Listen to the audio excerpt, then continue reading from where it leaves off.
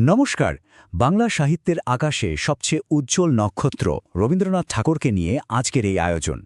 এখন পরীক্ষার প্রস্তুতি নিচ্ছেন বা এমনিতেই জানতে আগ্রহী, কবিগুরুকে তো জানতেই হবে, তাই না? চলুন আজ আমরা তার জীবনের কিছু অসাধারণ গুরুত্বপূর্ণ তথ্য জানব। আর হ্যাঁ, শেষে থাকছে এমন কিছু জাদুকরী ছন্দ যা দিয়ে এই সব তথ্য মনে রাখাটা একদম সহজ হয়ে যাবে। আচ্ছা, সত্যি করে বলুন তো, রবীন্দ্রনাথের কথা ভাবলেই কি মাথায় আসে অজস্র তথ্য? মানে তার জন্ম, তার লেখা, কোনটার জন্য কি পুরস্কার পেলেন, এত কিছু মনে রাখাটা মাঝে মাঝে বেশ কঠিন হয়ে যায়, তাই না? সবকিছু কেমন যেন জট পাকিয়ে যায়। কিন্তু ভাবুন তো, যদি এমন কোনো ম্যাজিকের মতো ছন্দ থাকত যেটা দিয়ে এই সব কঠিন তথ্যগুলো খুব সহজে মনে রাখা যেত। হ্যাঁ, ঠিক ধরেছেন, আজকের আলোচনায় ঠিক সেটাই থাকছে। আমরা এমন কিছু কৌশল জেনে নেব যা দিয়ে পরীক্ষার প্রস্তুতিটা অনেক সহজ হয়ে যাবে। তো আর দেরি কেন, চলুন শুরু করা যাক। সবার আগে চলুন ফিরে যাই কবিগুরুর ছোটবেলায়, তার জীবনের শুরুর বছরগুলোতে। জোড়াসাঙ্কর ঠাকুরবাড়ি, সে তো শুধু একটা বাড়ি ছিল না, ছিল শিল্প, সাহিত্য, সংস্কৃতির এক পীঠস্থান। সেখানেই বেড়ে উঠছিলেন এক অসাধারণ প্রতিভা।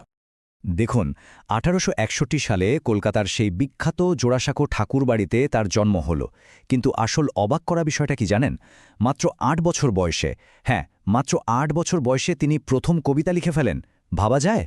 এটা তো ছিল তার প্রতিভার প্রথম বিস্ফোরণ। আর তার ঠিক কয়েক বছর পর 1878 সালে তার প্রথম বই, কাব্যগ্রন্থ কবি কাহিনী প্রকাশিত হয়। আচ্ছা, আপনারা কি ভানুসিংহ ঠাকুরের নাম শুনেছেন? এটা আসলে রবীন্দ্রনাথেরই একটা ছদ্মনাম ছিল, আর এই নামেই তিনি লিখেছিলেন বিখ্যাত ভানুসিংহ ঠাকুরের পদাবলী। দারুণ ব্যাপার, তাই না?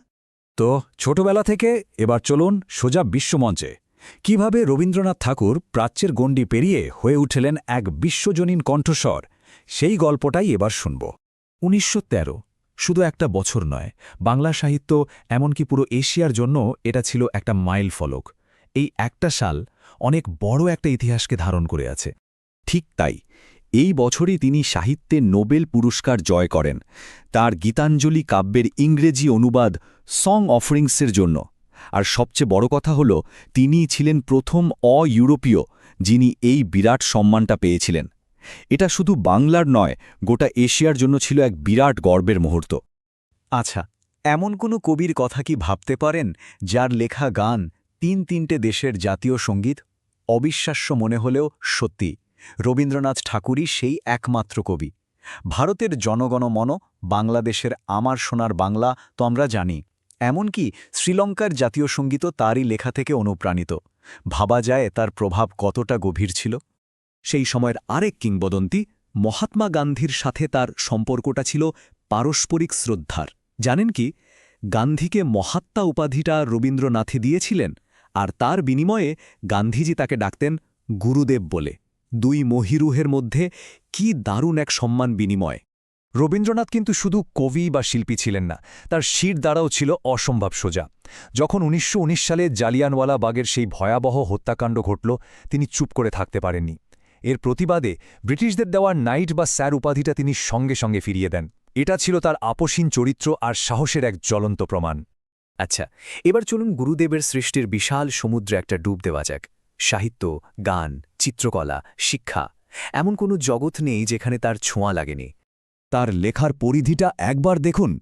একদিকে গোড়া বা শেষের কবিতার মতো অসাধারণ সব উপন্যাস, আবার অন্যদিকে ভিখারিনীর মতো গল্প, যা বাংলা ছোট গল্পের পথই দেখিয়েছিল। রক্তকরবী, ডাকঘর এর মতো নাটকগুলো তো আজও মঞ্চ কাঁপাচ্ছে। আর মানুষী বা সোনার তরীর মতো কবিতার বই, এগুলো তো বাংলা সাহিত্যের সম্পদ। 2232, সংখ্যাটা একবার ভাবুন তো, এটা কিসের সংখ্যা হতে পারে? এটা হলো তার লেখা মোট গানের সংখ্যা। এই সব গান সংকলিত হয়েছে গীতিবিতানে। রবীন্দ্রসঙ্গীত ছাড়া বাঙালির আবেগ, ভালোবাসা, মন খারাপ কিচ্ছু কি সম্পূর্ণ হয়? এবার আরেকটা সংখ্যা, 70। আচ্ছা, 70 বছর বয়সে সাধারণত মানুষ কি করে? অনেকেই হয়তো ভাবেন জীবনের কাজ তো প্রায় শেষ। কিন্তু রবীন্দ্রনাথ ঠাকুর এখানেই আলাদা। তিনি এই 70 বছর বয়সে হাতে তুলে নিলেন তুলিয়ার রং, ছবি আঁকা শুরু করলেন। আর সেই ছবি এক নতুন ধারার জন্ম দিল, যা সারা বিশ্বে সমাদৃত হল। এটা প্রমাণ করে দেয় যে নতুন কিছু শুরু করার কোনো বয়স হয় না। কি অসাধারণ, তাই না? তো এতক্ষণ তো আমরা অনেক তথ্য জানলাম। এবার সেই বিশেষ অংশে আসা যাক, যার জন্য হয়তো অনেকেই অপেক্ষা করছেন। চলুন দেখে নিই সেই জাদুকরী ছন্দগুলো যা দিয়ে এই সব তথ্য মনে রাখাটা জলভাত হয়ে যাবে। প্রথমটা দেখুন, রবির প্রথম কবি কাহিনী ভানুসিংহের পদে নামখানি। কি সহজ!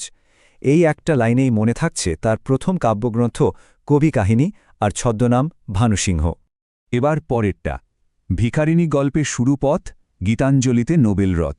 ব্যাস, মনে থেকে গেল তার প্রথম ছোট গল্প ভিখারিণী, আর যে গীতাঞ্জলির জন্য তিনি নোবেল পেলেন সেই তথ্যটাও।